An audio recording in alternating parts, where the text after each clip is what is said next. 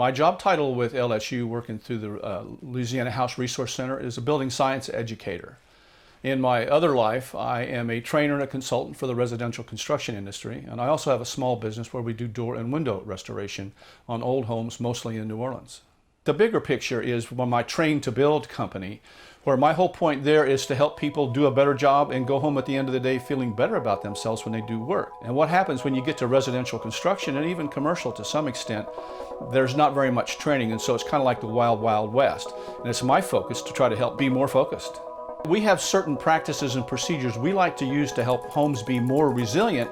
The challenge there is that people have to sacrifice maybe granite countertops or a sub-zero refrigerator in order to get those resilient components.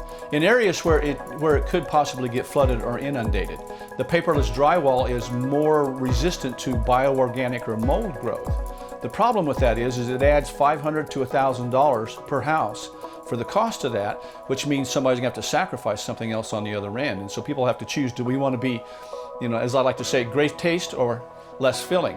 Do we want to be more resilient, or do we want to have pretty finishes? One of the memorable things that came out of the storm was seeing a guy walk down the street after the storm, and the water was so high, all you could see was the center or the crown of the street, and the guy's carrying a sheet of drywall down the street. And at that time, I thought, that's heroic. There's a hero going back into his home. However, now I know that he was taking a sheet of paper-faced drywall down the street and he was going to put it back in his house, and it was going to fail the next time it got wet. So what we've learned now is that, first of all, when there's a first reaction or first response or first rebuilders in some sort of a disaster like that, people need to sit back and see if we're going to do things the way we've always done them or if we're going to do them in a new way. And the answer is we need to do things in a new and different way. Now we have the information, we know what we need to do, and that's available through the Ag Center and other places as well. The challenge is to get the word out. People oftentimes under stress don't make good decisions because they're stressed. So on one hand, we have some people who are actually following better building practices that are storm hazard resistant and things like that. On the other hand, there are people that just go right back and rebuild. And it's not just here in Louisiana, it's all over the country. Well, you see someplace in Tuscaloosa or Joplin where you see on the news that the rebuilders are in there and they're rebuilding. And once we have the information that we have now, that they're probably doing things not the best way they should be doing it. Through the Ag Center, we reach out and provide information at venues and to individuals to help them rebuild. I have some people who call me on a regular basis, what do we do next? How do we do that? And so that's really nice that we have some people that are very interested in that. We also have the Louisiana House Resource Center where people can come to that. And then, the last bit of that is we have La Mobile, or Louisiana Trailer in this case, and what we can do with that is take it to different venues and we can show people and create discussion by showing them insulation and solar panels and things like that. One of the challenges that we have here is Louisiana, the state, adopted a building code in 2007, and prior to that there was no statewide building code. Local jurisdictions and parishes had building codes. So the bottom line is now we have standardized the way we rebuild, and in some cases improved it, and maybe some cases not. We've also come up with new ways to go for energy efficiency in high-performance homes.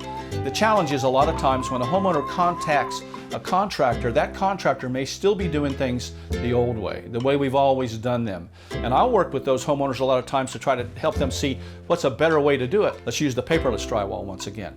The issue there is it costs a little bit more money, but if the house gets wet, it's going to be better off.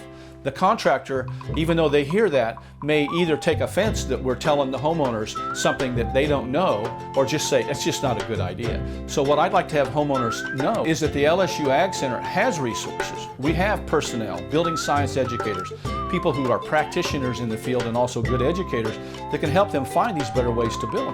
Please call us.